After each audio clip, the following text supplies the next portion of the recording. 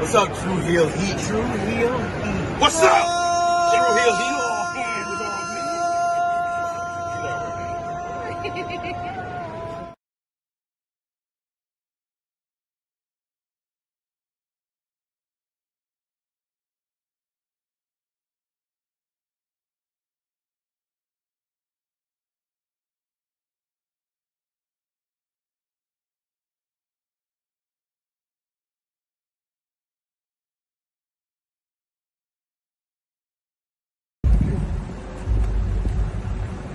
Yo, what up? You know what it is. It's your boy AJ Francis reporting to you live from New York City, the birthplace of hip hop. And I'm telling you that I'm only tuned in with True Heel Heat Wrestling. Holla at me.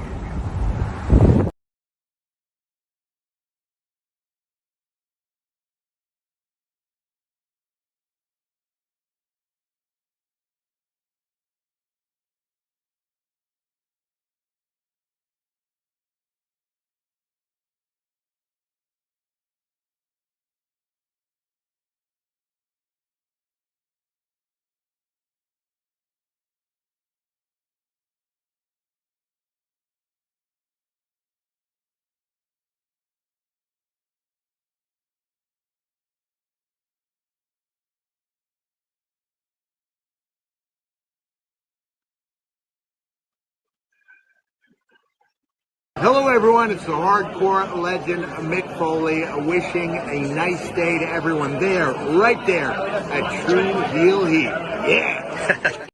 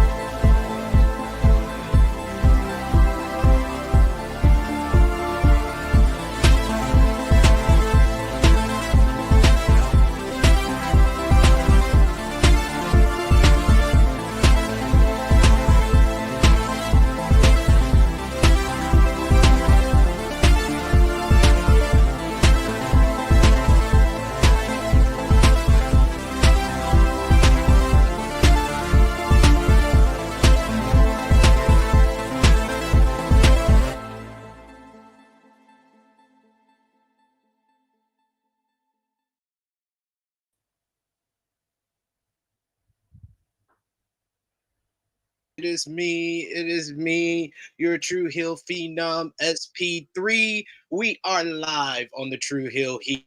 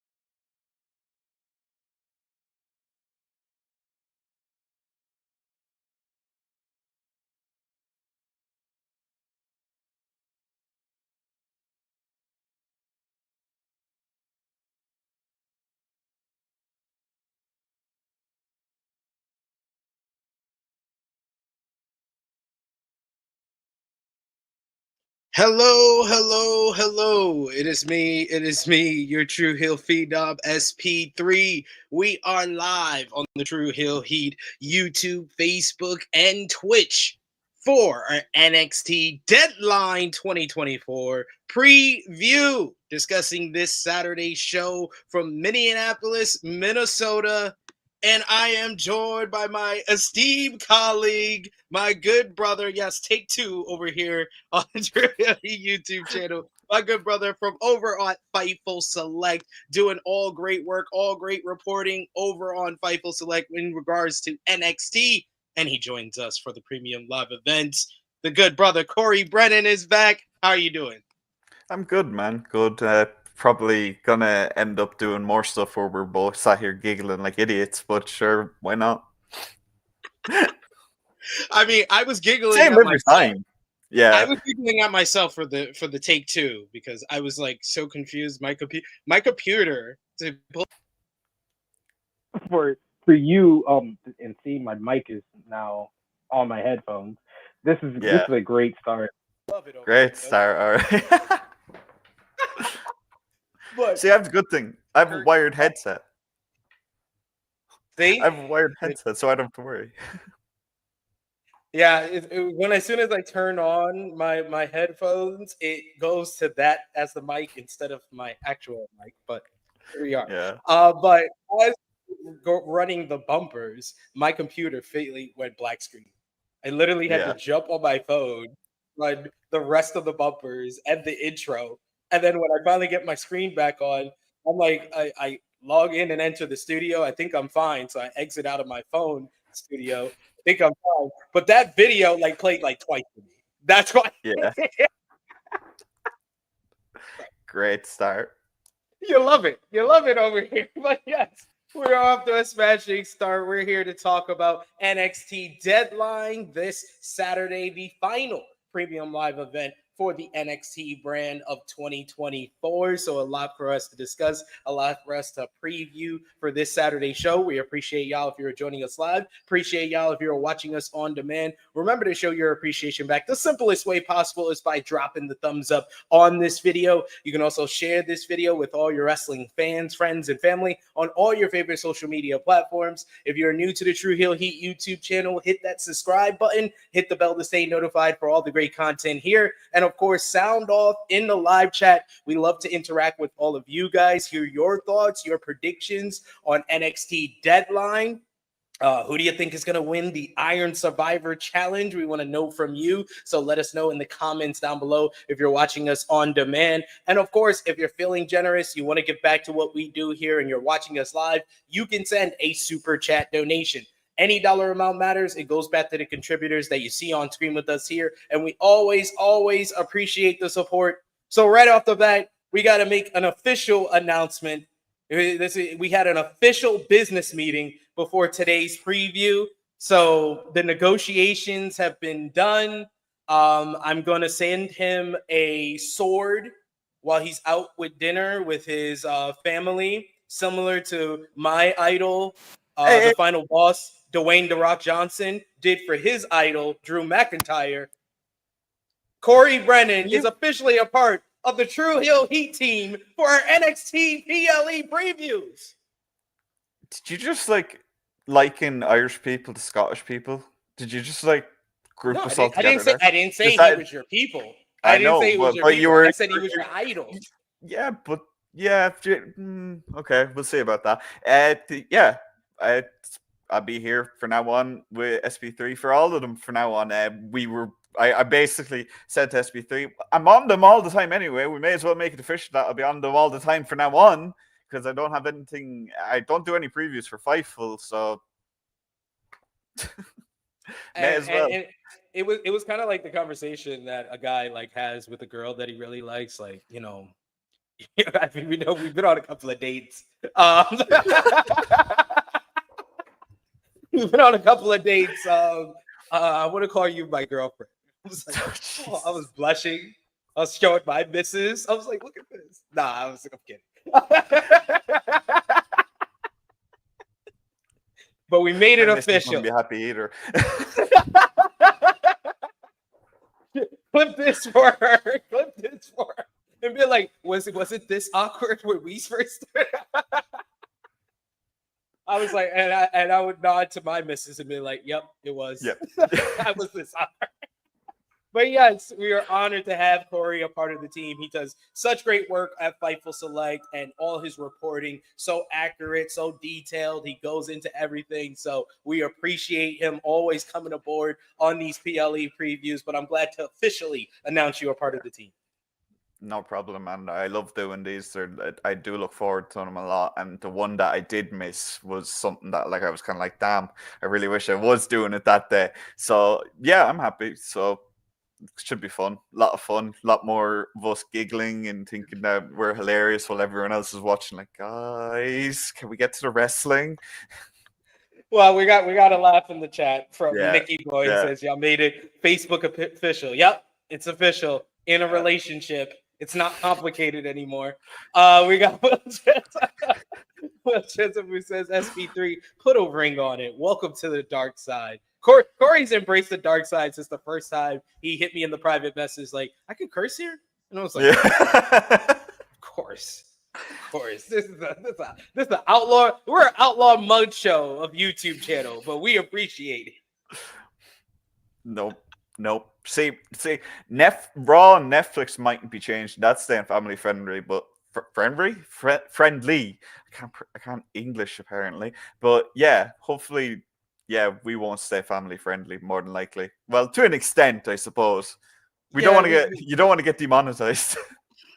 Yeah, we don't go to the extreme, and we've gotten in trouble in our younger YouTube days. Some of our friends over here, especially when New Japan was doing all their ban stuff, we used to talk about we had to put a ban on New Japan for like months, and then we stopped. Oh, you missed the time where we had to use stick figures for the graphics when we talked about the matches. And Romeo. Yes, it was hilarious. Link me that after, please, because I need to see this. That sounds amazing, and probably the best way to get around copyright. It was great, and then they lifted everything. We can talk about it again. It was great times. Yes, we got I Make Beats who says THH is for the sickos. There, yes, indeed. And Steven Chambers says, there goes the neighborhood. Indeed, Corey's here. But yes. Keep showing some love in the live chat for Corey. Keep talking about NXT Deadline as well in the live chat. We appreciate y'all. We do got a bit of news in the chat as well. Stephen Chambers saying, seeing WWE announce Saturday night's main event in San Antonio, Texas, January 25th. Mike, I'm curious, why do you think WWE announces these things on social media and not like their actual shows? Because I thought that this would have been good to kind of announce on the Saturday night's main event. I think they realized that they get a bit more traction from releasing press releases to media and to anyone that they really can, because then it's like that. It's just so fast. So it's up on all sites. It's up on all their social media platforms. It's all what's the word? It all goes up at the same time. Like, they know when they're rolling it out, they know when to roll it out. They can tell talent that it's coming out at that time and so on. Versus on a show, they kind of want to keep that close to the vest because of people like me. And so I can understand it.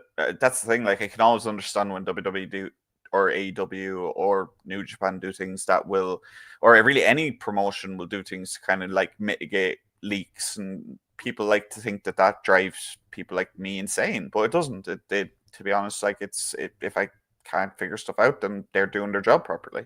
So yeah, you said that many a times here. Like, you always say you like the fact that you can still be surprised by professional wrestling, and that's kind of the joy of it, where you can be both a reporter or a media person covering it, but still be a fan and get surprised. That's a good thing.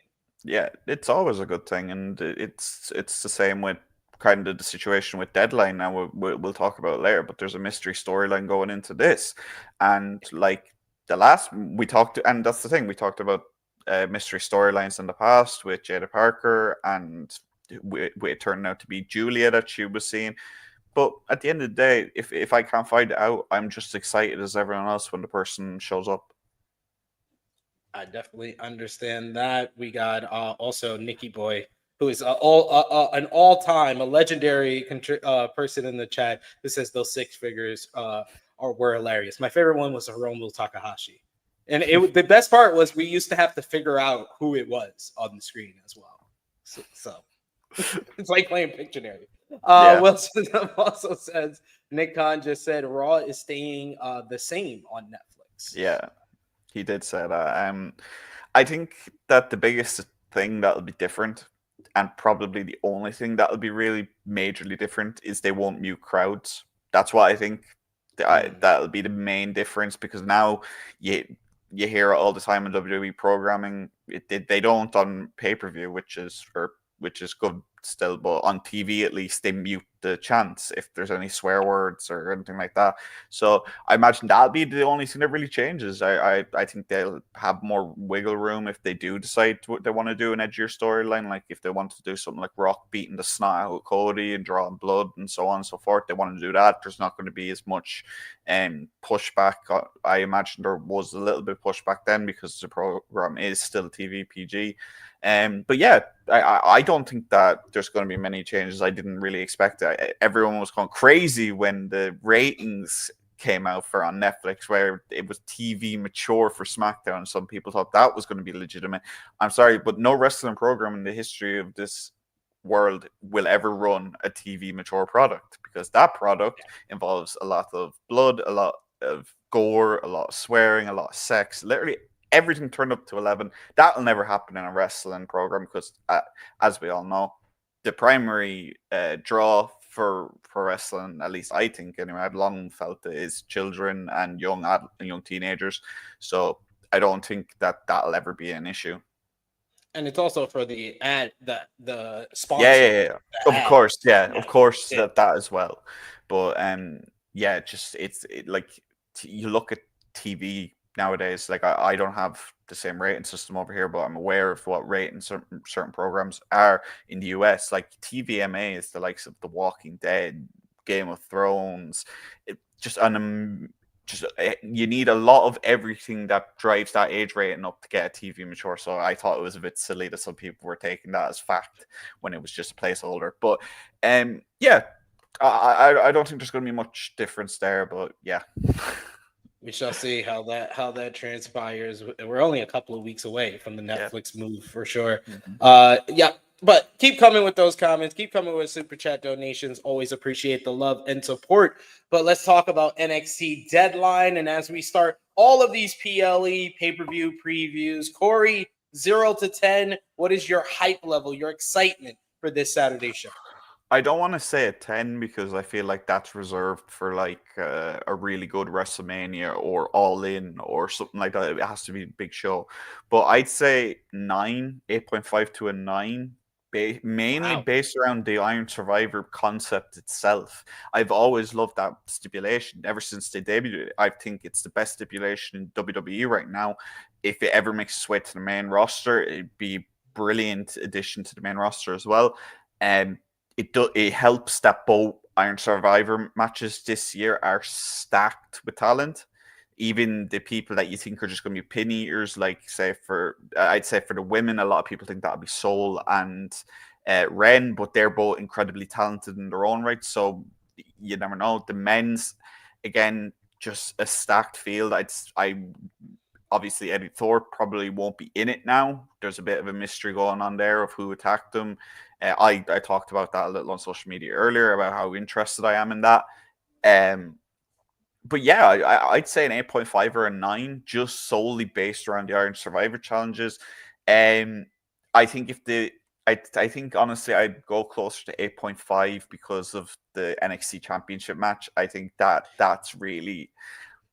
I see what they're doing there with that, and I see why they're putting a little bit of an asterisk over whether it's going to happen or not. They want Trick to have that big moment where he comes back, but I like Ridge. I think I've said that every single time we've done these. I like Ridge. I just don't think he should be in the world title picture on any brand yet. I feel like this storyline that he did with Chase U, developing in, well, we'll talk about that more later, but I just do think that it's a bit lackluster for a pay-per-view like Deadline to have kind of a bit of a mystery about whether we're even going to get an NXT title match. Yeah, and I think that's the reason why I'm kind of at like a 7.5. And I think a lot of that is like you down to the men's and women's Iron Survivor challenge, as well as the NXT Underground matchup. because I'm really interested in Lola and Jada's feud. So like those 3 matches kind of get me at like a 7.5, but like the reason why I can't get up to even like your 8.5 or your 10 is the same reason why you can't go exactly to a 9 is Ridge Holland is in the main event of a premium live event. And this makes me this makes me feel like it shouldn't be the main event because Ridge is in it. I don't think it should be. I think the main event should absolutely be the Women's Iron Survivor. And I don't think it's particularly close with any match on the show. Even the Men's Iron Survivor, it's a good field. But without knowing who's going to fill that last spot with Eddie being taken out, if it's going to be related to Eddie being taken out even, or Ava's going to turn around and be like, hey, you, like that Foley and Orton, I think was it.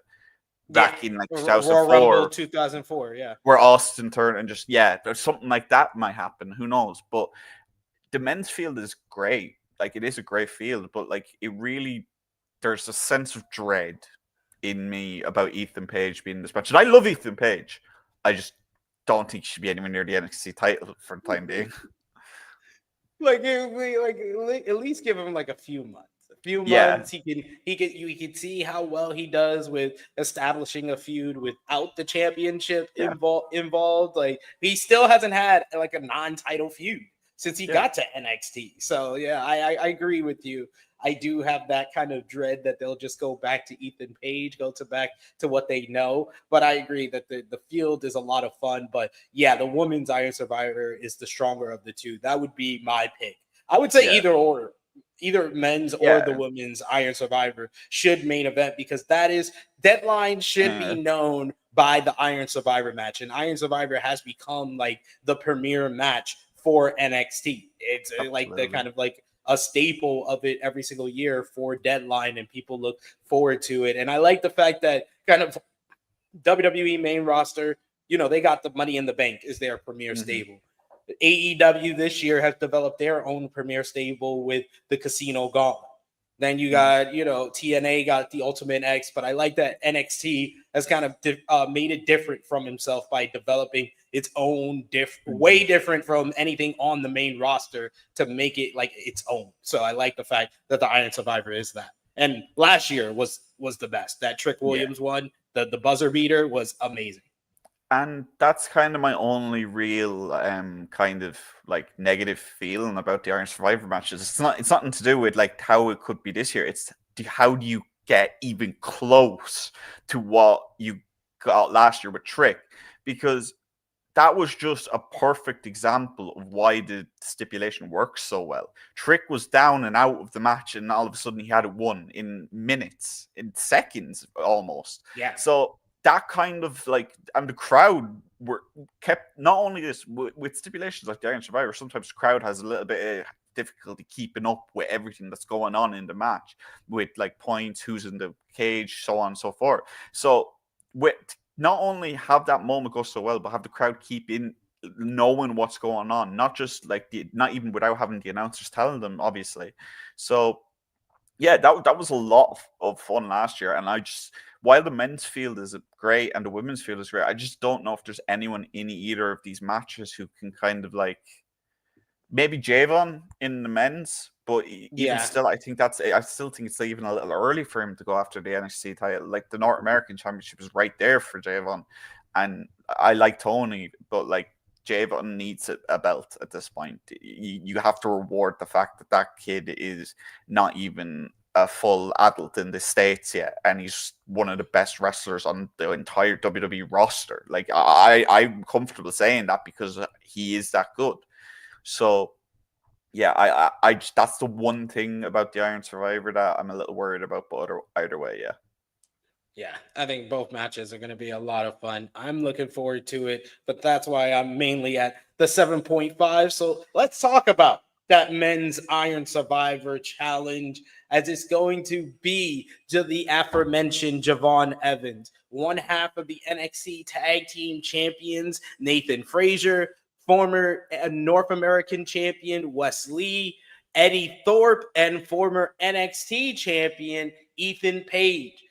Each of these men won qualifying matches to gain entry to this match here, with Frazier defeating Thorpe. You had Javon defeated Lexis King.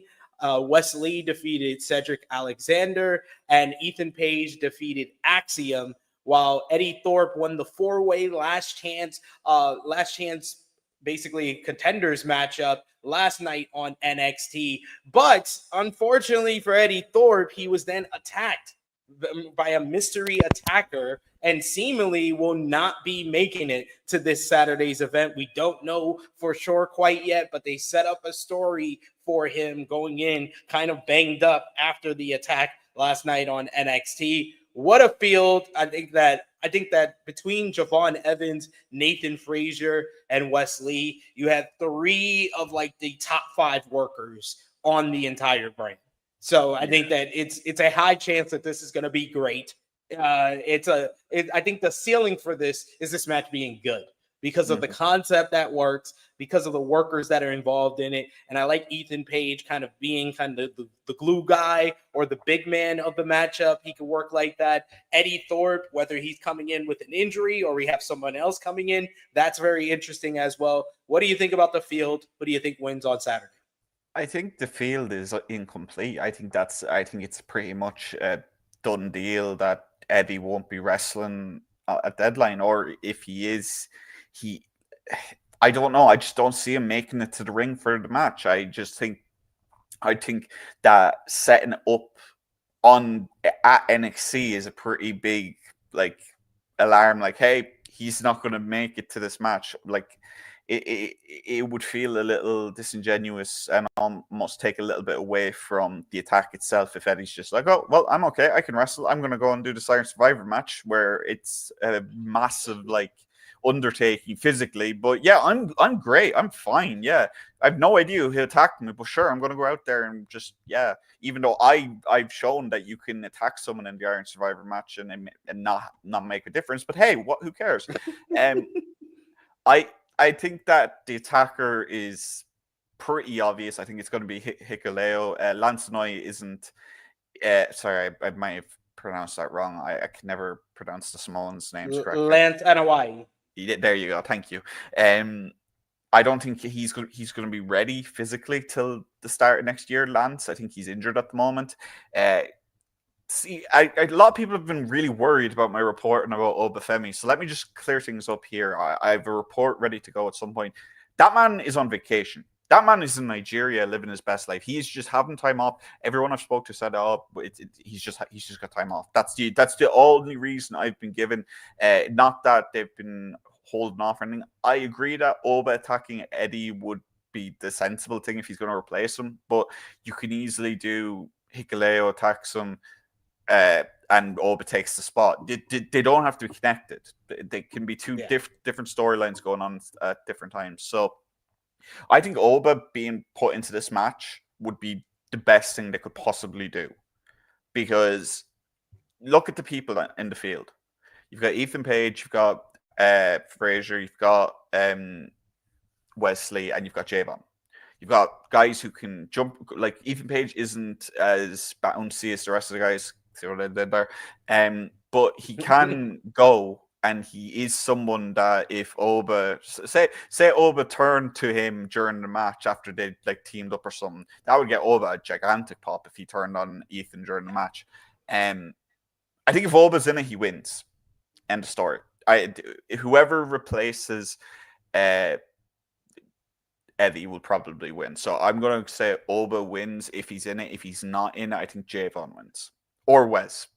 I know that's kind of cheating saying 3, but I don't think Nathan Frazier has a chance. I think regardless of where this match will be compared to the tag title match, they're both going to be intertwined into the Fraxium storyline. So yeah, I think if I had to pick one in particular, it would be Javon, who's in the match now. But if Oba's in it, he wins. Yeah, if I have to pick one of these 5, I would say Wesley. I think there's a reason why they had Wes come out the week after Trick won the title to kind of tease that is a potential challenger for Trick as he's the champion. So I could definitely see Wesley getting the win. But I do agree with you. If Oba Femi's in this matchup, he gets the win. Even though it feels early to do that, because Oba's coronation, I thought that the reason they gave him even time to, get a vacation or gave him time off or were keeping him out was to have him leave him to 2025 to build to his coronation at Stand and Deliver. So if he wins here, most likely he would either get the shot at New Year's Evil or Vengeance Day. And just one thing I actually forgot to mention. So when I put that post earlier, the main thing was men's roster. What's going on there? What's the feeling and all that? And here's the thing, and I don't want to make it sound like I'm just bigging up WWE or just PR or stuff like that, but I just do want to say that I haven't heard of any like concern or worried like opinions or so on for like we can see that obviously the men's division is a little light right now, and I agree 100% that they really need. We've been saying this for like the last couple of previews. I haven't heard anything to suggest that they're panicking or worried or they're begging TNA for some of their stars again to try and help or anything like that. The only thing I've heard about Oba is that he's not going up. That's been consistent since Halloween Havoc. The story that came out that he said goodbye was a lot of, well, I'm not going to say that because I'm going to try to be nice, but it wasn't true in the slightest.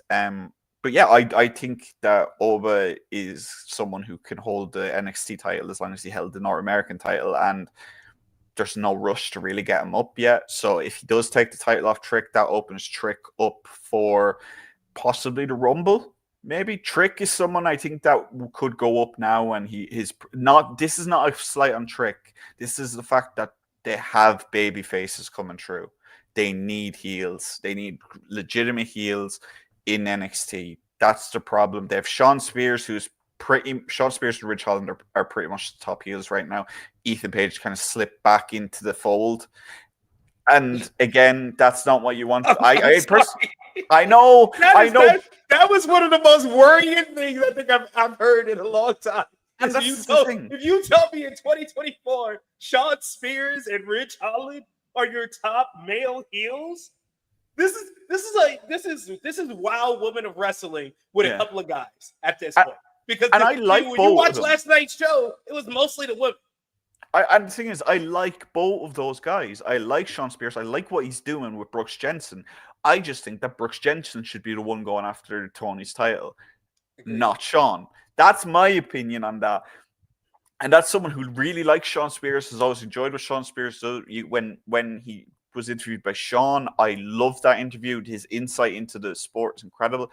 I just think with NXT, when you have the stars of the future, you should be using them more than the guys that are coming in kind of just to kind of coach them a little bit. And again, Ethan Page, for example, hasn't been doing any coaching, but we know that Sean Spears has been, and other people that do come down from the main roster, like Pete Dunne, have been producing and so on. So yeah, I don't think that I think the men's really do need, maybe even some of the WWE ID people can come in. Maybe they can bring some of them in earlier than they expected. Who knows? But some of them are ready. Jack Cartwheel is ready. I was immediately when you said WWE ID, I was like, Jack Cartwheel would work on NXT.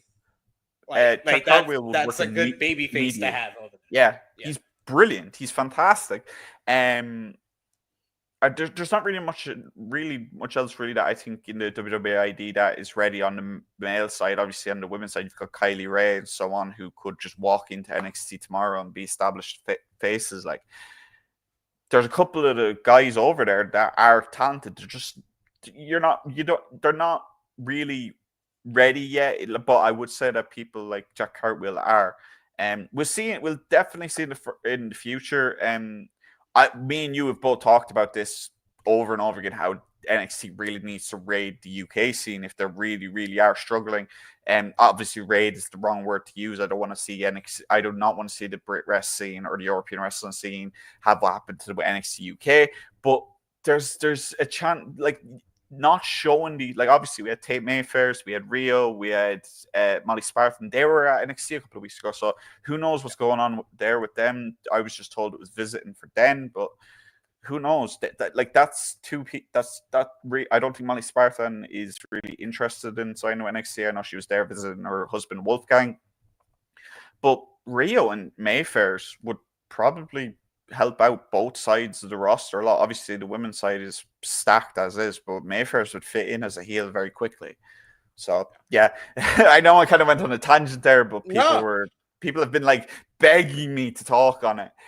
But yeah, I don't think it's necessarily something that they're worried about. They don't see a problem with Ridge. I don't think they've really ever seen a problem with Ridge. Ridge, if you've noticed, has had a really interesting, well, I don't know, I find it interesting. I don't think a lot of people have really noticed what they've been doing with Ridge, but I'll get into that a bit later when we're talking about that. But yeah, for now, I don't think that they're that worried. I think that they probably should be, unless their plan is for Oba to be the next champion by New Year's Evil. I think if Oba's the next champion by New Year's Evil, they're fine, because there's so many baby faces they can call on. Yeah, I think that's what they're betting on, is that Oba's going to be the one big bad heel for them to kind of build the whole brand around in 2025. So hopefully he is in the Iron Survivor to get that started already. Yeah. But stemming from the Iron Survivor, one of its participants, Nathan Frazier, will be in action twice this Saturday, as he will team up with Axiom to defend the NXT Tag Team Championships against the No Quarter Catch Crew, Tavion Heights and Miles Bourne. Heights and Bourne won the tag team battle royal that was set up by Ava on last night's NXT to become the #1 contenders. Great performance by Miles Bourne, who was the last participant in the matchup and helped his team get the win. It's been brawling all over the place for the tag team division for weeks, ever since Ava told the division to step up, and all that meant was them brawling all over the building for weeks at a time, and Ava trying to catch up to Adam Pearce for worst authority figure in WWE. But this will be a very good matchup. Tavion Heights, of course, got his stock risen in his time over in Noah during the N1 Victory Tournament over the past summer. You also got Miles Bourne, who's been improving, kind of been the understudy of Charlie Dempsey, and a very No Quarter Catch Crew focus on this Deadline PLE, because we got another NQCC, or should I say Wren QCC member on the show as well. But what have you thought about this storyline involving the NQCC and the build to this match here? And who do you got winning? I said it earlier as well on social media, because I was just thinking about it. The No Quarter Catch Crew are fantastic. I love them. I think they're brilliant. I like all 4 members. It feels like that Tavion and Miles, well, Tavion's been getting a lot of credit since his Noah run, but Miles really has kind of been someone who's kind of gone under the radar for a lot of people as a really solid worker and very funny. Like, they've played up the fact that he's deaf, and Charlie isn't aware that he's deaf, which has been very funny. I found it very funny anyway. As a tag team, Miles and Tavion have been working together for a while now, since Tavion joined. So I'm thinking that this match will be a very fun one. And I think there's a real possibility that Miles and Tavion win the titles. I think regardless of where the match is positioned, there's going to be Fraxium stuff going on. And I don't know if they're going to split Fraxium, but they need to have another one of those moments where there is more tension, and they need to kind of play that up a little more, because there's been tension, but not so much that you're worried about them breaking up. Fraxium is fine and all that. But yeah, I think Miles and Tavion are going to win this match. I think it'll be a lot of fun. I've no idea what comes next in the tag division, but you have seen all the tag teams like in prominent spots. So that's good to see as well. Hopefully that this match will deliver. I don't see the champs retaining though. Yeah, this is a tough one. I think that this is probably the most likely spot for a title change on this card. I just can't bet against Fraxium. Like, I did not expect them to get the second reign that they're on as NXT Tag Team Champions. I was calling like a few title shots before they lost the titles in the first place. Before that, I was saying that they were going to lose to Chase U. They were going to lose to this team, that team, and then they lost to Chase U, and then they just won it back like immediately thereafter at No Mercy. So I can't bet against Fraxium right now, but I could see this being kind of a strong showing for the NQCC that eventually does set up them eventually being the team that dethrones Nathan Frazier and Axiom, maybe at a New Year's Eve or a Vengeance Day next year. Yeah, absolutely. I think the tag division in NXT is really underrated. Personally, I think there's a lot of teams in that division that just need some time. And someone just mentioned Edris Enofe and Malik Blade. Yeah. I think Malik got hurt a little while ago. I haven't been able to confirm that. I think he's been dealing with an injury. I haven't confirmed it at all. Edris was at NXT last night. I know that as well. But I'm not sure if Malik was well. Okay. So I don't have an update there, but that's something that I'll probably look into a little more before deadline. Yeah, they have Idris Enofe and Malik Blade. I think they're kind of like untapped potential in NXT. I think they have the potential to kind of be like a Street Profits 2.0 on the main roster because both guys are very charismatic in that way. We got Will Chisholm in the chat. Thanks for joining us today. He says Miles is really trying to get his 2008 Randy Orton look going on. He's even getting the tattoo sleeve. LOL. Yeah, I saw he did something with Orton on social media, right? Saying that he was his son. Yeah, I think I saw that. I can't remember when they did it, but I remember seeing it. All right. Gonna do a competition between Miles Bourne and Kyle Fletcher for who has the better Randy Orton look. We got I Make Beats who says, so proud of Frazier. Nobody over here cares about him or wrestling, but I do. There you go. And so someone else from the UK showing some love for Frazier in the chat. And yeah, Frazier has a chance to kind of be like an MVP of this show between this matchup and the men's Iron Survivor matchup, where he's gonna go all out. He's gonna be running back and forth, be like a blur in that ring with all those competitors in there. Yeah, absolutely. And they're just both the champions are so talented in the ring. Like, they're just so good and so smooth with everything they do. And Frazier, like, never slow down for Frazier is a legit thing, because that man, there's a very few people that move as fast as he does in the ring. One of them being Javon Evans, another being Axiom. Axiom moves around very fast as well, obviously. But yeah, I called them the blurry boys or the speedy boys for a reason. So yes, I agree with the chat we got here, Mr. Bonda. Fraxium are my tag team of the year for 2024. I couldn't make a stronger argument for any other team, but they have really delivered some of the best tag team matches, especially in WWE.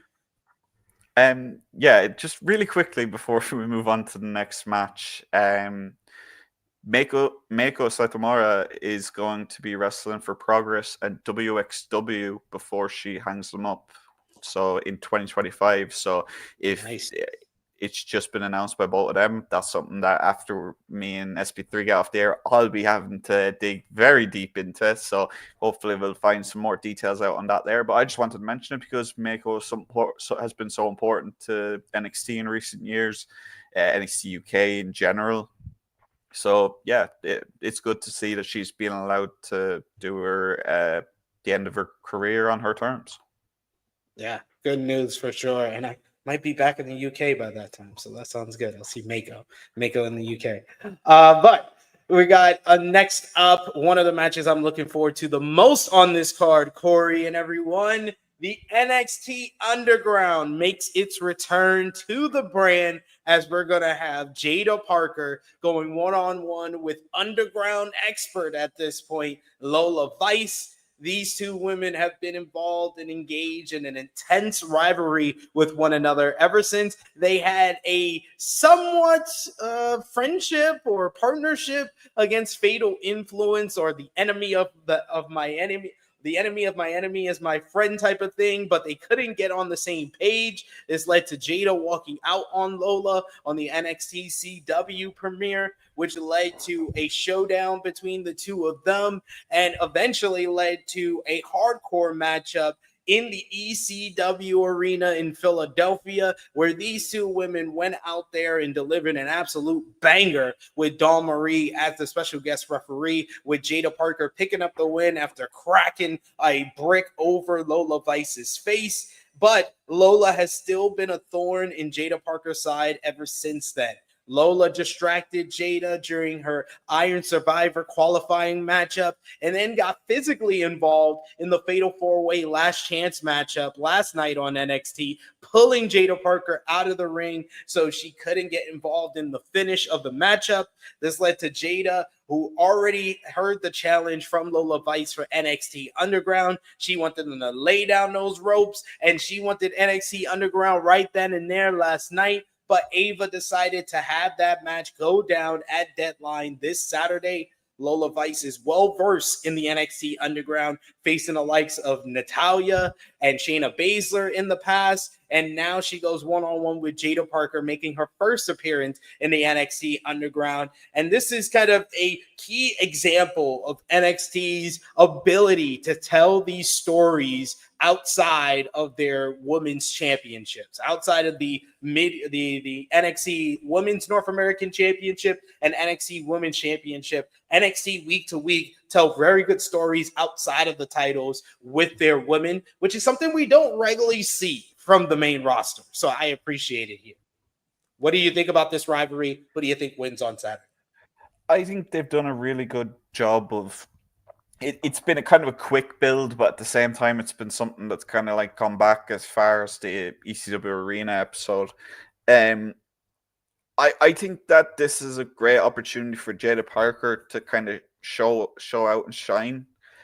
This is Lola's match, underground match. It's her match at this point, and Jada is kind of the first one her opponent where I've sat for a second, thought, okay, Parker could actually beat Lola in this match.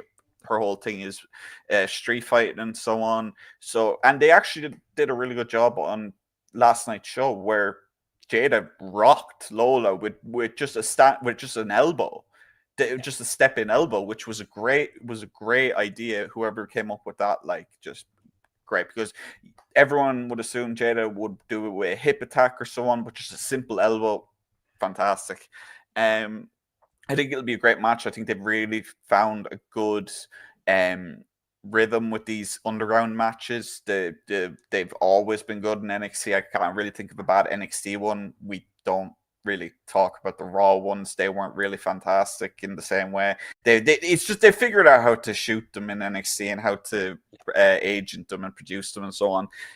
But yeah, I think Jada might actually defeat Lola Vice here by knockout. I think that they set that up for a reason. I think they really want to kind of just I also think that Bloodsport has really helped with the growth of underground as well, because you've seen NXT talent go to that. Like, you've seen Carmen Petrovic was just at the last Bloodsport. So this is a stipulation that I think could become just kind of like the Iron Survivor, where it's just in NXT, but it's utilized very well.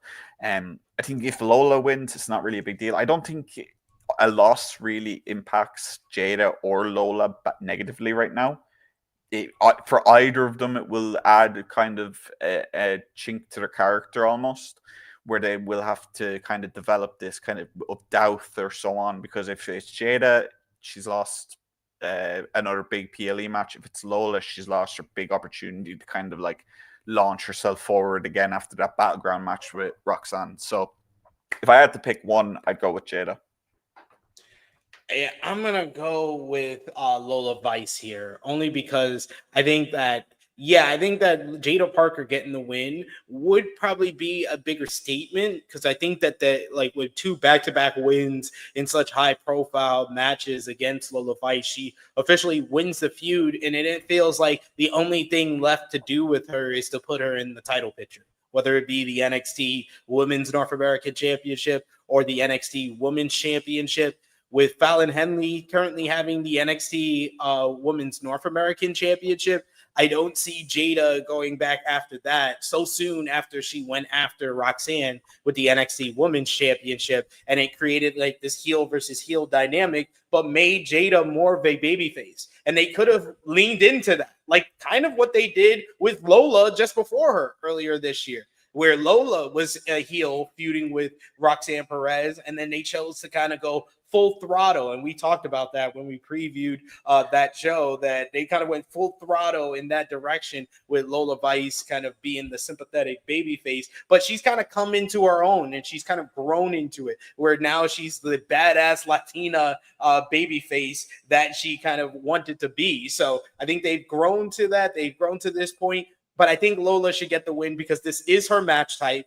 And I think that there's more potential of Lola winning and propelling that into the NXT Women's North American Championship scene, especially with Fallon Henley being the champion and her history with Fatal Influence. I think there's a direction to go there where she was kind of sidetracked with Jada Parker. Now she can get back to Fatal Influence, and now they have gold for her to achieve. Yeah.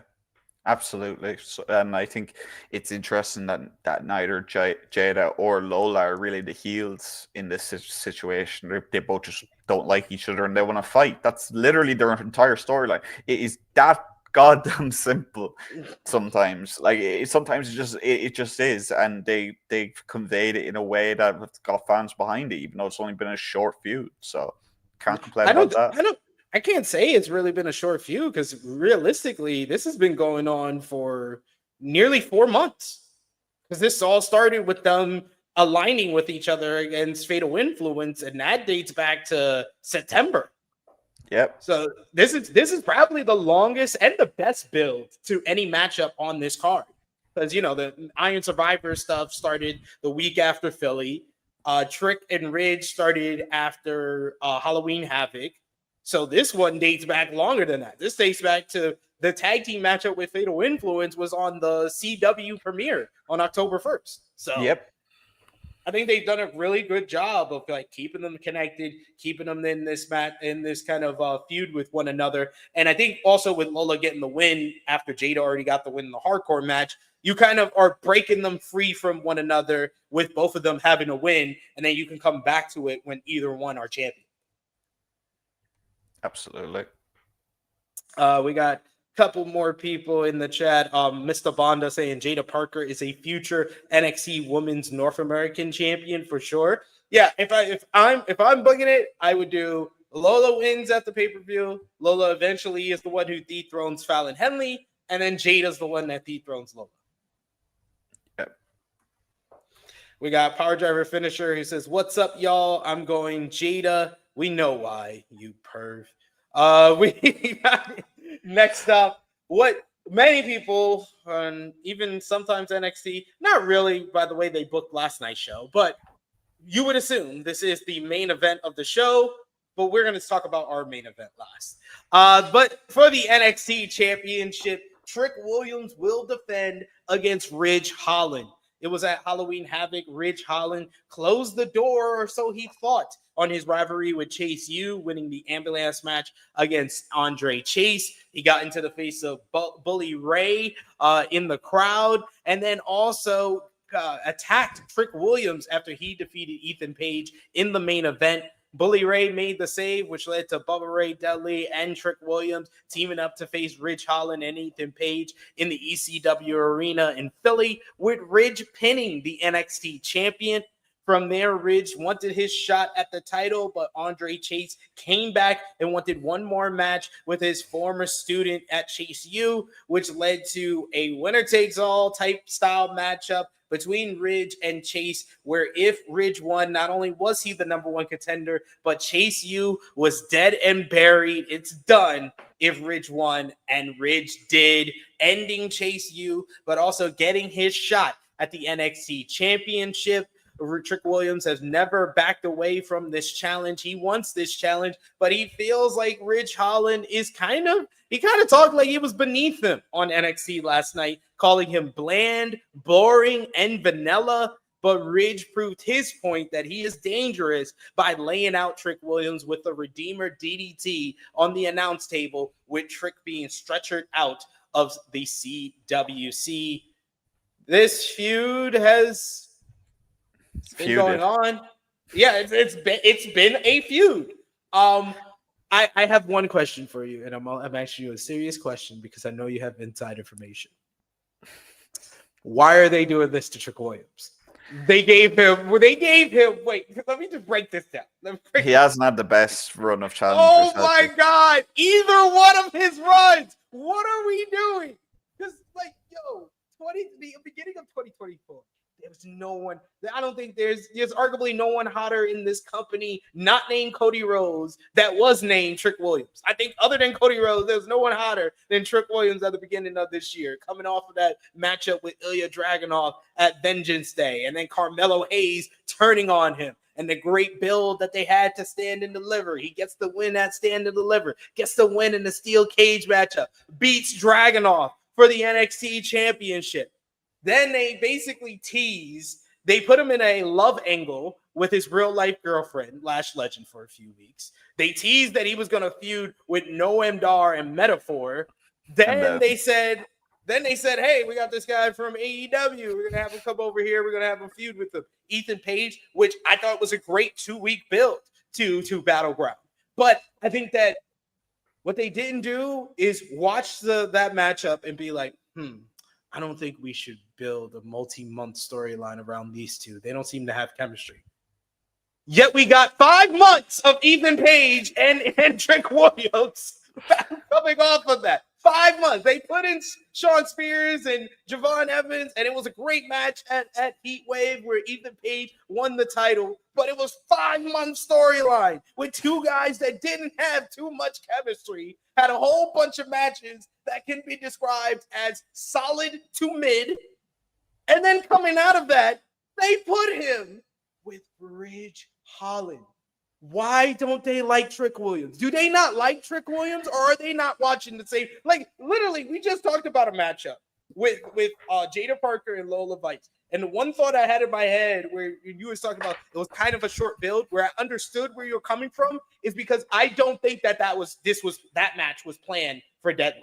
I think that the match was so good in Philly that Shawn afterwards was like, hey, you know what? We're going to run it again. We're going to do NXT Underground. So I can understand why you're saying it was a short build because it probably was not planned for this show.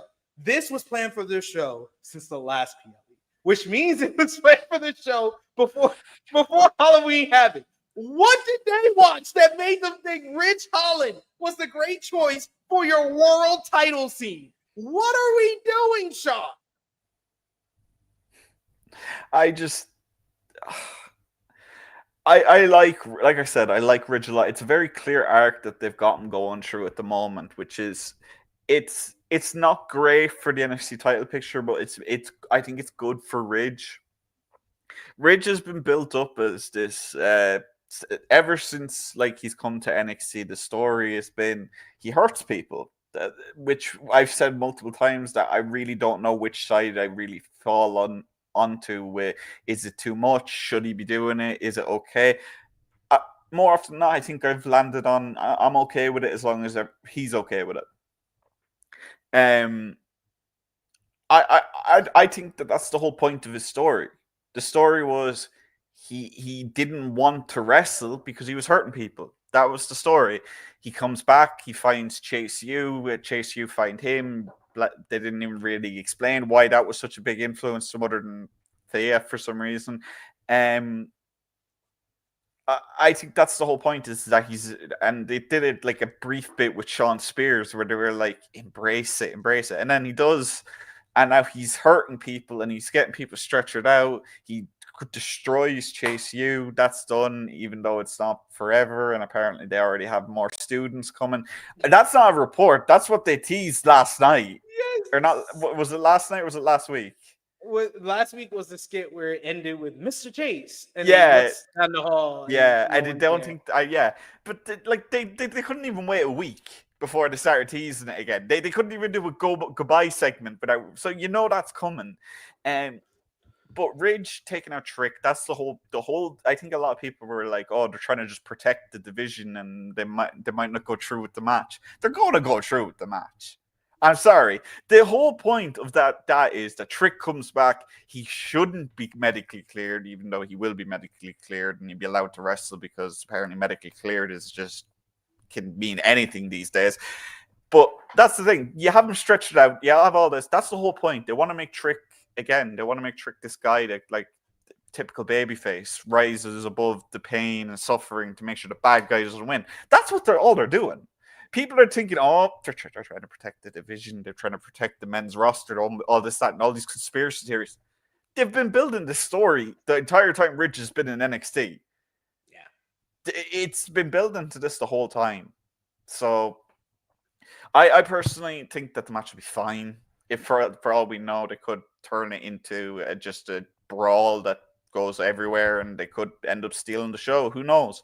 But for now, I think it's just a very safe Trick Williams retention. And then whoever wins Iron Survivor will probably take the title off Trick, if I'm being honest. I can see that, especially like we said, if the Obafemi is an option, I see him being I've been seeing him be the person that will dethrone Trick Williams. I just don't understand why this was the direction to take with Trick Williams. He really could have had like a banner year. Like I felt like at the beginning of the year he could have been like a honorable mention men's wrestler of the year type of year.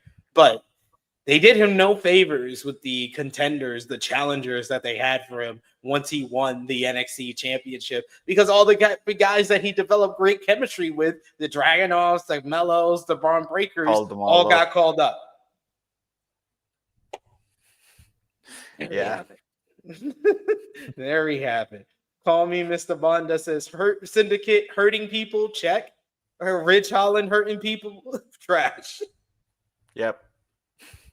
You know what's the key to that, Mr. Bonda? He doesn't have a chant to it. We hurt people. And Rich hurts people.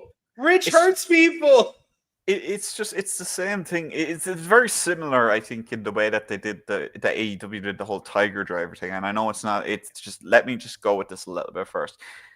You can't you can't say that something's really dangerous and then have someone come back from it and all that. So if you look at the people that Ridge is injured, the only person that hasn't come back is Big E. But Big E was on Monday Night Raw this week, further in an angle, which a lot of people, I'm not saying I have or anything like that, assume that he'll be back. You don't run an angle like that unless he's going to come back and you'll be trying for babyface. It also doesn't help that that Ridge has been kind of just this target for so many people as this unsafe worker when it was one freak accident. So it doesn't. If he hadn't been getting all that hate, I would have understood it completely. It would have been a great idea to run because it'd be a new thing and people wouldn't be expecting it. But you can't really get heel heat for something that you're getting legit heat for from fans. It's just something that you have to do it right, and I don't think they've done it right. And again, I like Ridge. This whole storyline that he's doing, I think it would have been great on the main roster. A mid-card feud with Sheamus. They could have done this with Sheamus on the main roster, would have given them both something to do. And it could have been the whole thing of Sheamus being who he is, too tough for his own good. And he kept coming back and so on. That's the thing. Ridge, I feel like he's out of place in NXT. I just think that he's someone who should be on the main roster still. Whether that's in a team, in a faction, on his own, who knows? But like he's shown that he can work. And again, I just don't think he's in the right program right now.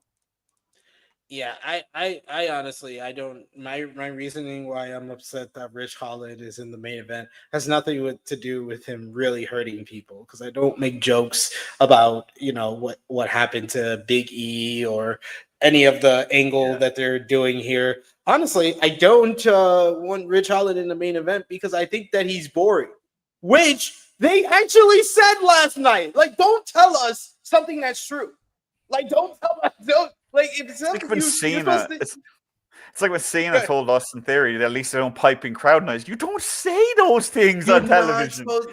I literally, whenever people ask like what happened to Austin Theory, I say go back to that promo with John Cena.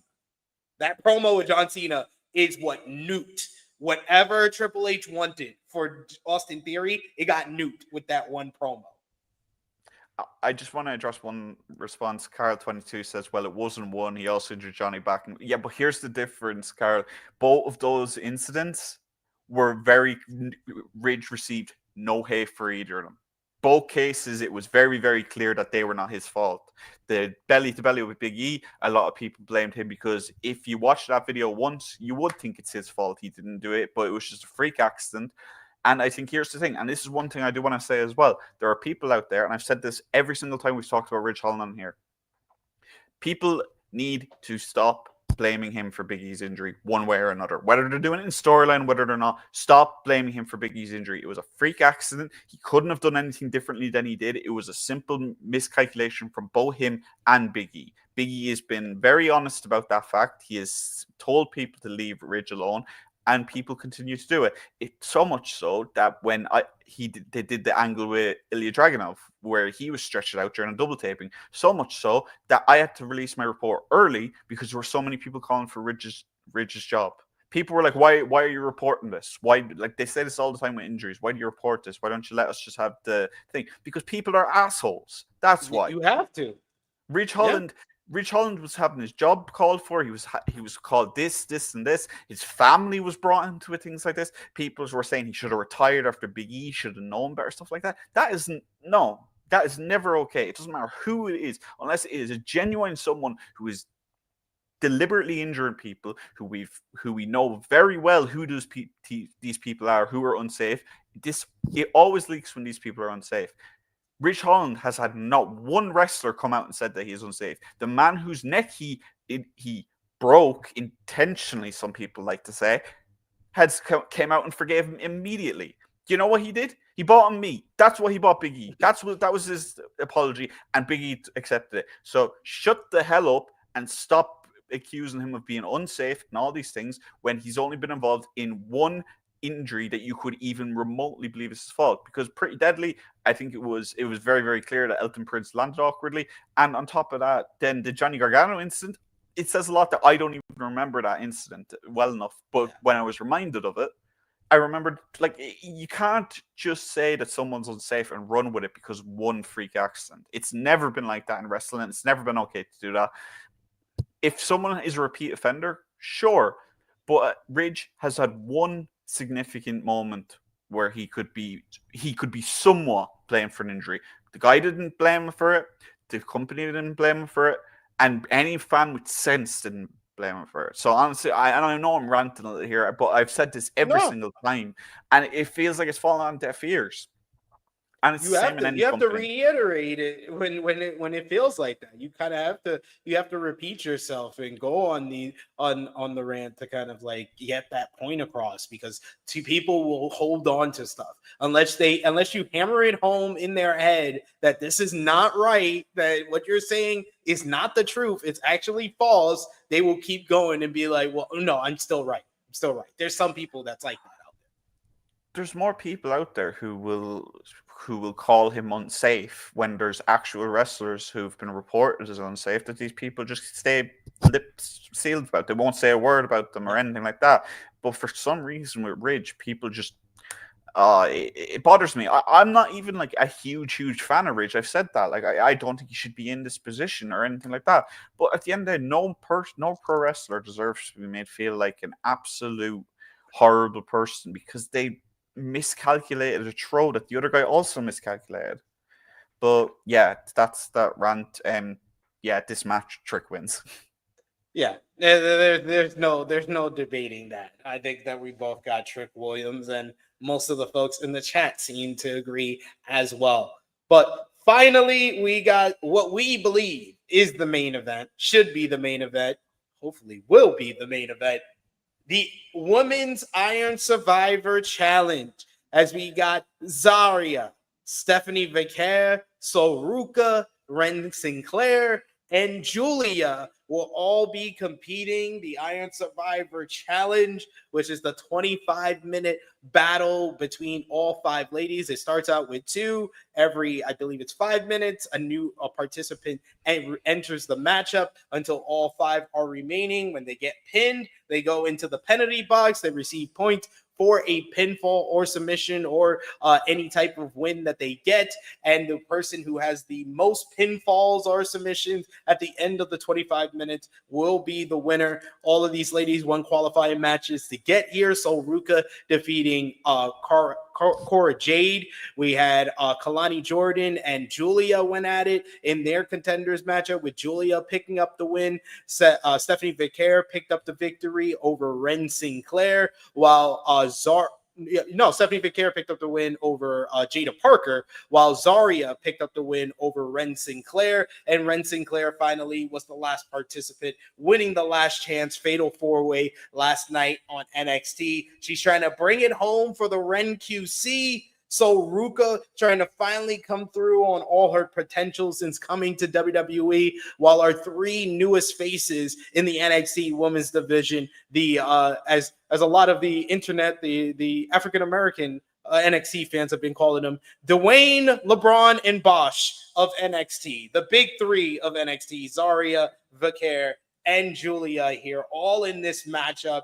I think that was a bold decision by NXT and Shawn Michaels, putting all 3 ladies in this matchup. But I think it was the right decision because of all the hype, the anticipation with all 3 ladies coming into NXT. This is the right kind of place to kind of showcase them. And them closing the show, I think, was a big statement that they could possibly headline the Saturday show, because most of the focus is on that due to all the hype with all the 3 big signings and how impressive all 3 have looked heading into this. Of course, Giulia's had her history with Roxanne Perez coming up short on the CW premiere, while ZARIA and Stephanie Vaquer have picked up tag team pinfall victories over the reigning NXT Women's Champion. What do you think about the field? What have you thought about the build? Who comes out Iron Survivor on Saturday? I have no goddamn clue. I have no idea. I could not pick who wins this match. If you honestly, it makes people. Stephen Chambers is saying too early for ZARIA. It is not too early for ZARIA. ZARIA has gotten immediately over, and for some reason has even got her own haters already. So she's already Wait, am I new to this?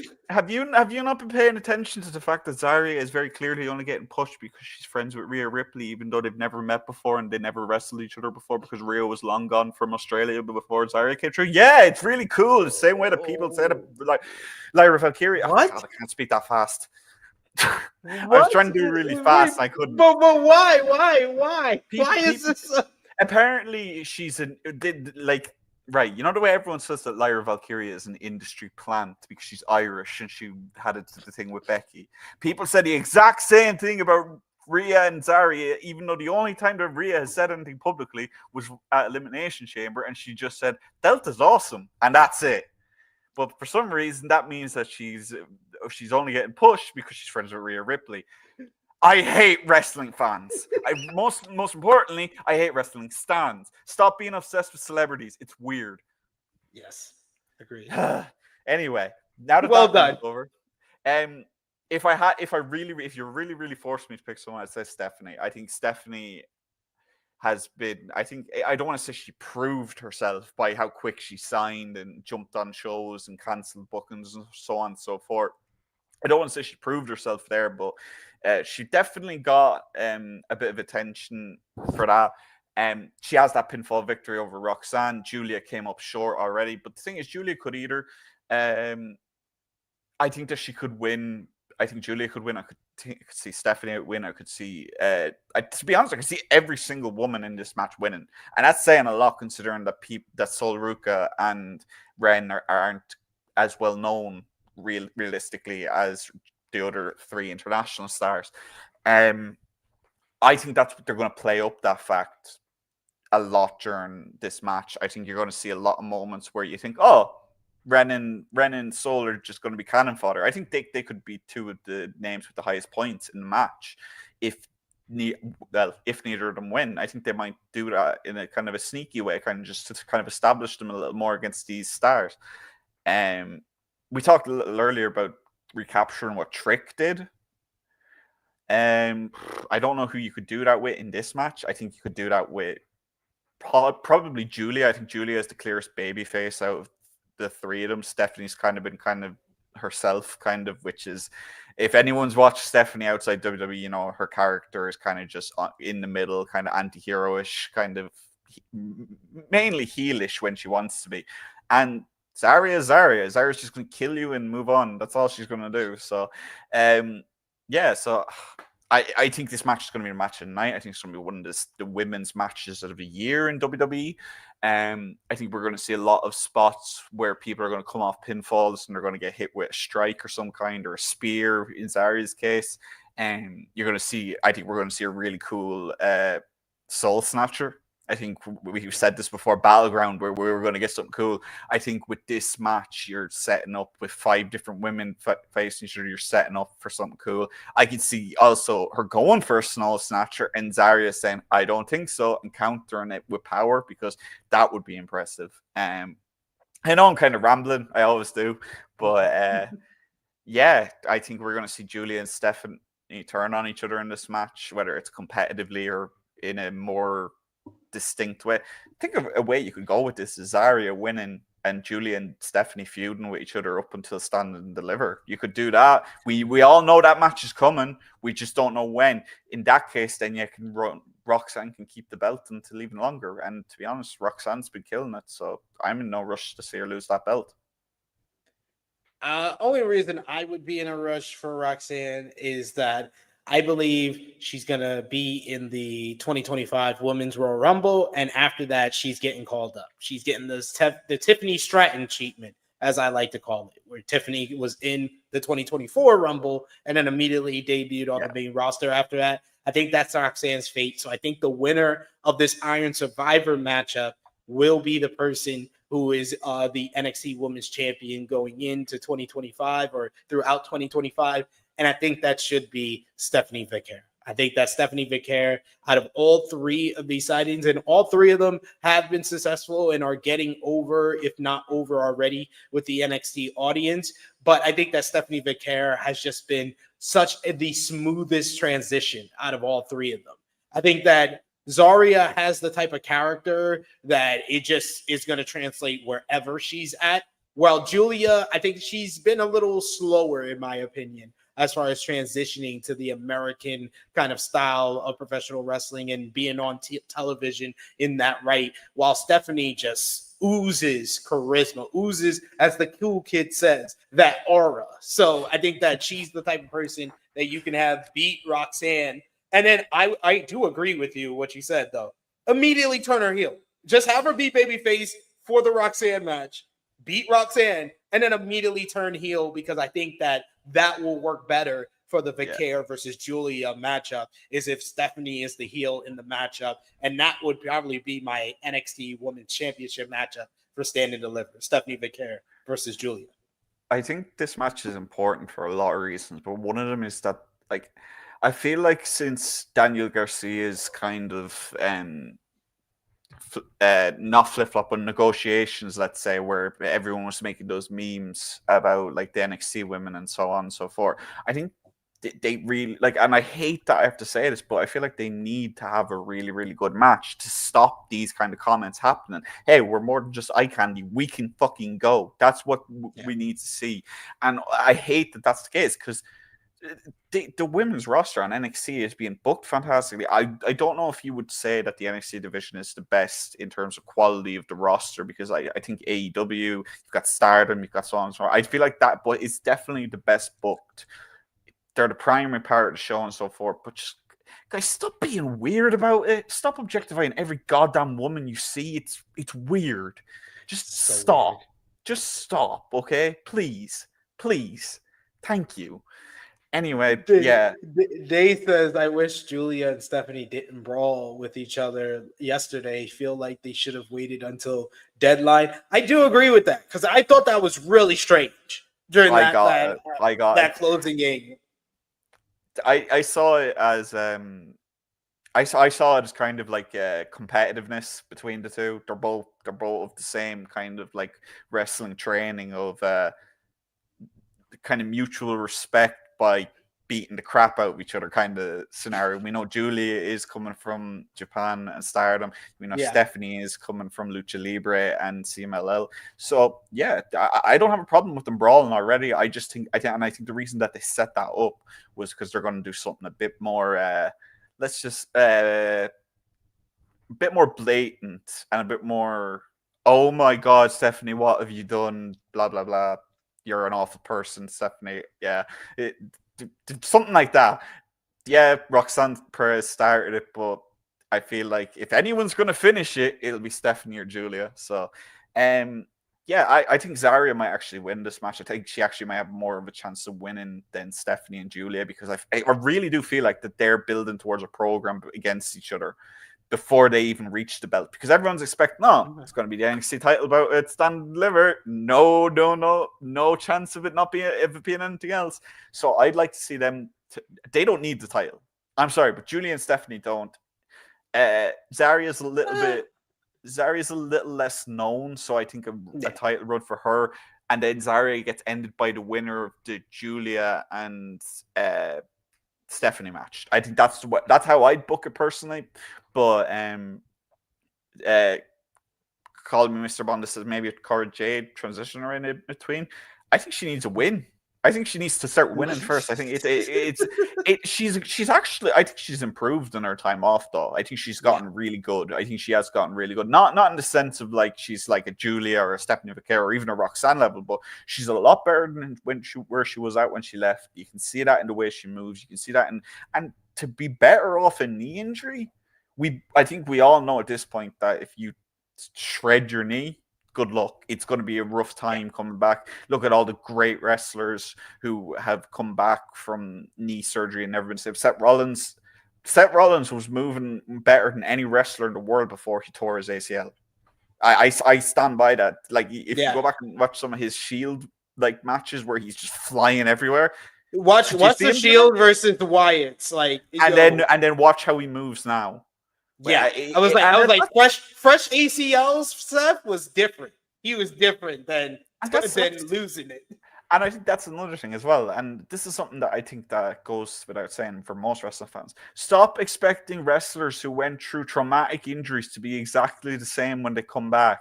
It is so goddamn infuriating. It's not even just with NXT or WWE or anything like that. Like I see people going nuts about Nikita Lyons. Yeah, I get it. People don't like her because she's like, for a multitude of reasons, people aren't big fans of her. I get that. But at the same time, she tore both her ACLs. Leave the woman alone. She's trying her best, okay? Adam Cole has a dead man's foot in his foot. So leave him alone. Let these wrestlers give them, like, if they're out for nearly a year, give them at least 6 months before you decide to say, oh, they're washed. Please. He's like, no grace. They're like, no grace at all. No, like allowances for people to kind of just like get their feet under them or anything. You have 2 matches, and if you're not back to your best, you're washed. You're done. Get out of my company. It's so goddamn annoying. Just give these people time to get used to the fact their body like just exploded. Adam Cole's ankle just exploded, man. Come on, let the man have some time. It's just. You put it the right way. He has a dead man's foot in his foot. Let him get used. And I'm sorry, but I think all things considered, the fact that he could wrestle a full match at all is a miracle. Yeah. And I do want to say there is a difference between that and there is a difference between Kota Ibushi wrestling with a broken ankle. That's a little different. Then you can say, Kota, you're stupid. I think that's a fair thing to say. But yeah, just give wrestlers in general, give wrestlers more time in everything, guys. Stop just jumping to conclusions with everything, because even look at Lexis King. Lexis King has been the joke of every joke in NXT for as long as I can remember. People in the Fightful Select Discord will ask me, oh, what's going on with Lexis King? And then there'll be 5 messages of who cares, basically, in polite ways.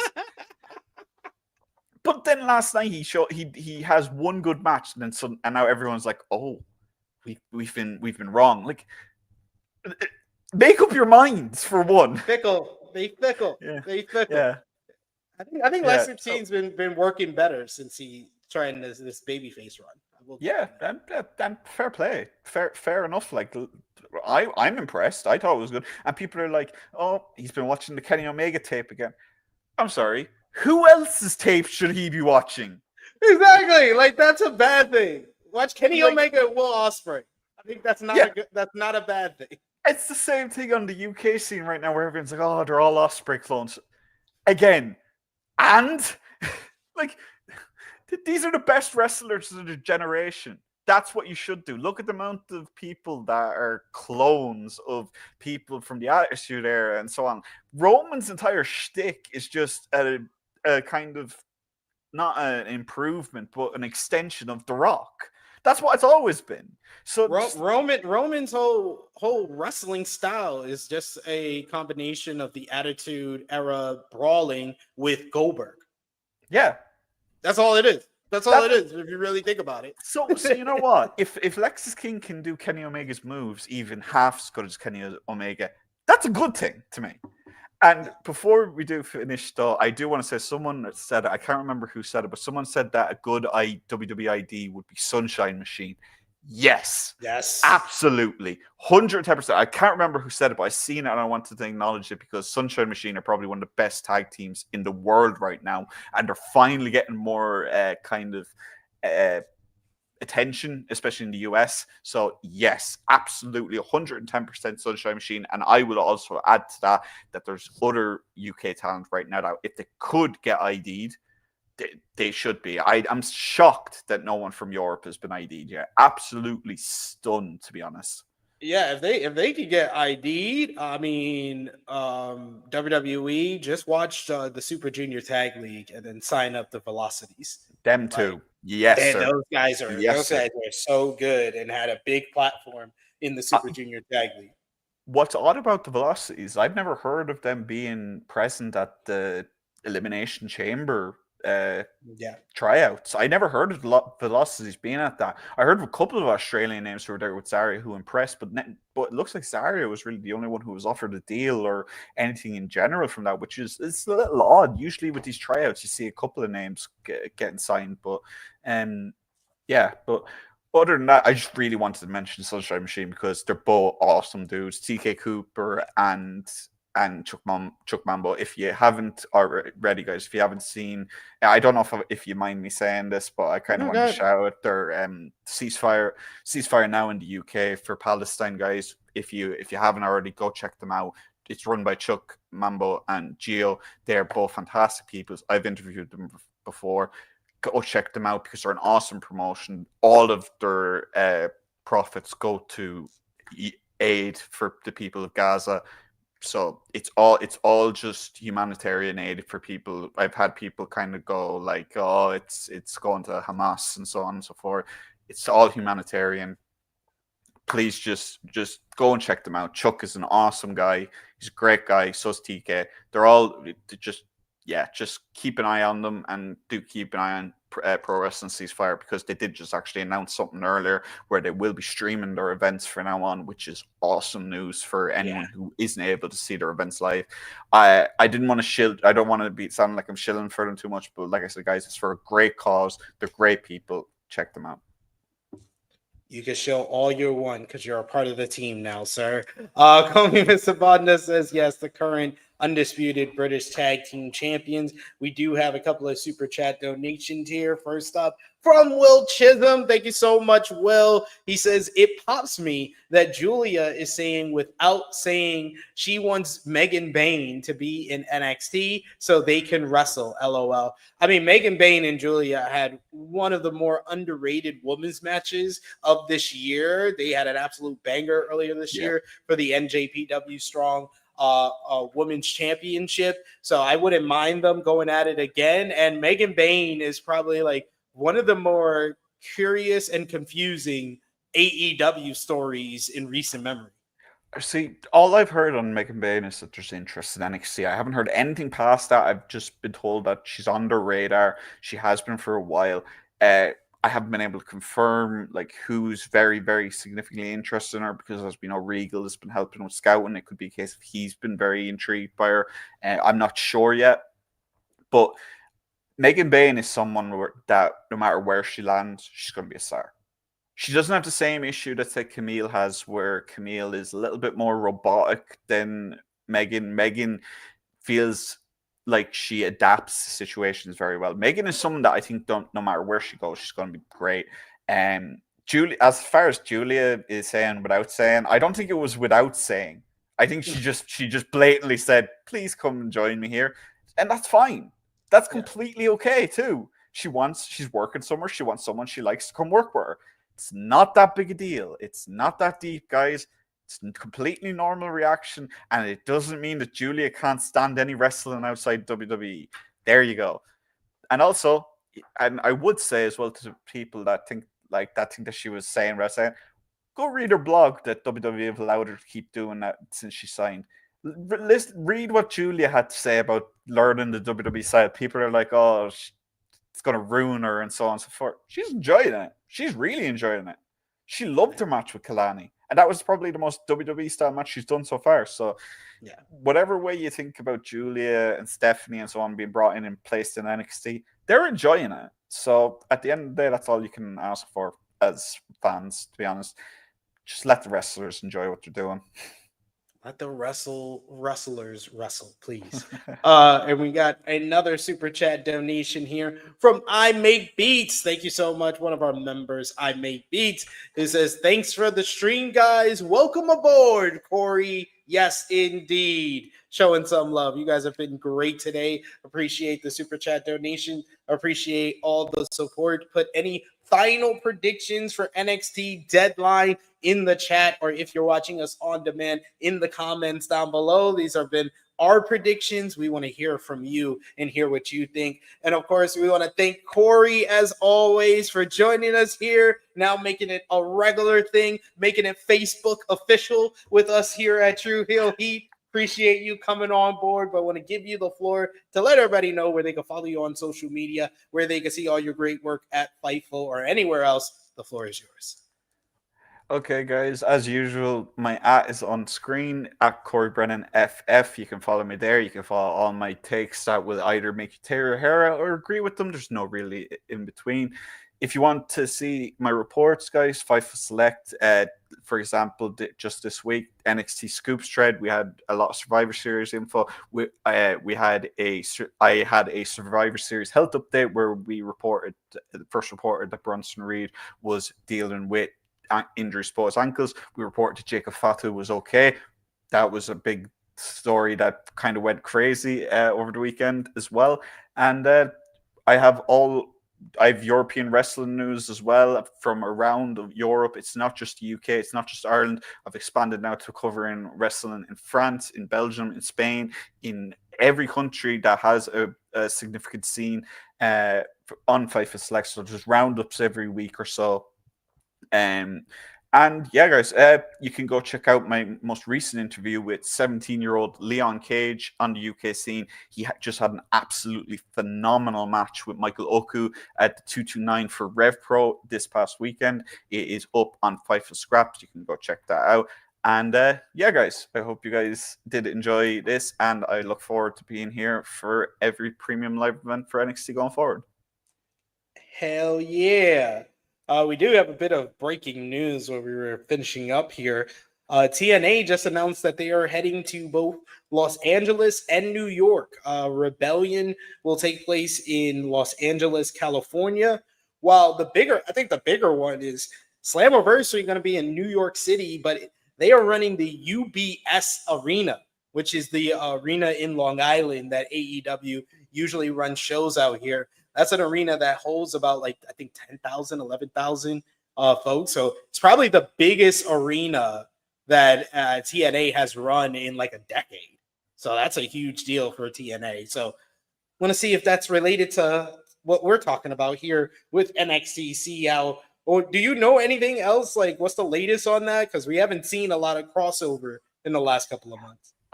It's been quiet. I haven't heard any indication that it's just done either. Like, a lot of people have been asking me and thinking like, oh, like people were asking me before even the last taping had happened, like where NXT talent had. So people are really jumping the gun with thinking, oh, it's over and done with. Could just be taking a break, guys. New Japan isn't with AEW all year round either, or CMLL. Obviously, you've got they do show up throughout the year, but it's not like as heavy as NXT and TNA was all year round. So I think that it's okay. I think that it'll keep going. I haven't heard any indication otherwise. I think right now they're kind of in that little lull period, and I think we're gonna probably get hit hard in January for the Royal Rumble, to be honest. I think that might be what they're kind of aiming for now. I think we'll see Jordan again. I think there's a very obvious person. I'm not going to say his name because if I do, he will appear on My Luck. But yeah, just hack StreamYard so you can do it probably.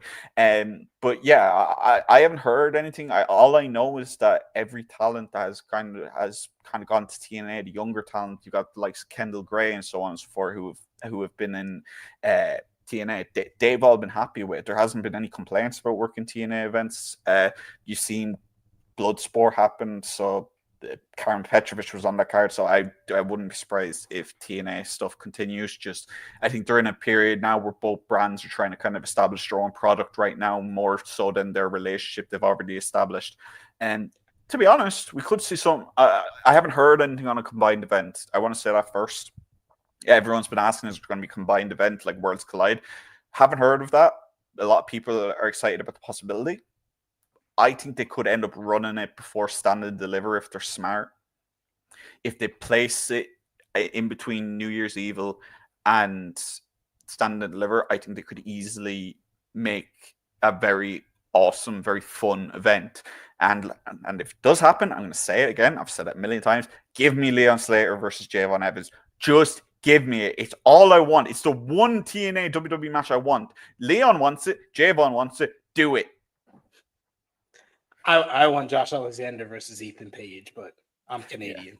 Yeah. But yes, thank you for that update. I was wondering after seeing that breaking news there. But yes, you can follow me on the Twitter machine at TrueHillSP3. You can follow me. You can follow the gang, Facebook, Twitter, Instagram, TikTok at True Hill Heat. Patreon.com/True Hill Heat. $3 a month gets you exclusive content. The best place to support us when we are not live here. And check out all the great content that we got on the channel right now, like our WWE Survivor Series 2024 review. You could also check out right now Rated Raw review number 46, reviewing the New Day 10-year anniversary segment and everything that went down on the December 2nd edition of Monday Night Raw. And check out our latest cut from True Hill Heat flagship podcast as myself, True Draw Josh, and Miss Chrissy Love discuss when should WWE pull the trigger on CM Punk versus Roman Reigns. So check all of that out right now on the True Hill Heat YouTube channel. I will be back live here tomorrow, 1:05 p.m. Eastern Time on AE Ramble with the AEW Dynamite review with Jimmy Macaram. So stay tuned for that. Hit the subscribe button if you haven't already and the bell to stay notified. But for Corey, go over and follow him. Welcome to the team, Corey. It is me, your True Heel Phenom, SP3. This has been our WWE NXT Deadline 2024 preview. We are signing off until next time.